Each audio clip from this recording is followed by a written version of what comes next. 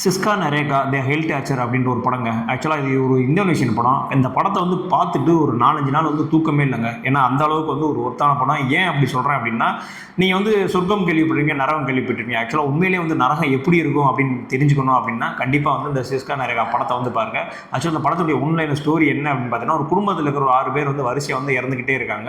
So அவங்க வந்து எதனால இறக்குறாங்க, இறந்த பிறகு வந்து அவங்க வந்து மேலே நரகத்துக்கு போகிறாங்க.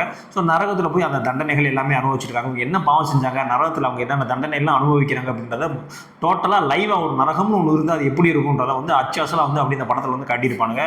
ஒவ்வொரு சீனும் வந்து அப்படியே ஸ்லாசராக தான் இருக்கும். கண்டிப்பாக அவங்களால பார்க்கவே முடியாது. ரொம்ப டிஸ்டர்பிங்காக இருக்கும் இந்த படம். உங்களுக்கு நரகம் எப்படி இருக்குது அப்படின்லாம் பார்க்கணும் அப்படின்ற மாதிரி தோணுச்சு அப்படின்னா கண்டிப்பாக வந்து இந்த படத்தை வந்து ட்ரை பண்ணுங்கள். ஆனால் முடிஞ்ச அளவுக்கு வந்து நான் எதுக்கும் பயப்பட மாட்டேன், நான் வந்து எதை கண்டு வந்து அஞ்ச மாட்டேன், எனக்கு வந்து இந்த மாதிரி படங்கள்லாம் நான் வந்து அசால்ட்டாக பார்த்துருவேன் அப்படின்லாம் உங்களுக்கு மனதைரியம் இருந்துச்சு, நான் வந்து இதயம் பலவீனமான ஆளெல்லாம் இல்லை அப்படின்ற மாதிரியான மைண்ட் செட் உங்களுக்கே இருந்துச்சு, உங்களுக்கு அந்த நம்பிக்கை இருந்தால் மட்டும் இந்த படத்தை போய் ட்ரை பண்ணுங்கள். அப்படிலாம் இல்லாத பட்சத்தில் கண்டிப்பாக அந்த படத்தை வந்து நீங்கள் பார்க்க வேண்டாம். இதுதான் வந்து என்னுடைய கருத்து இதில்.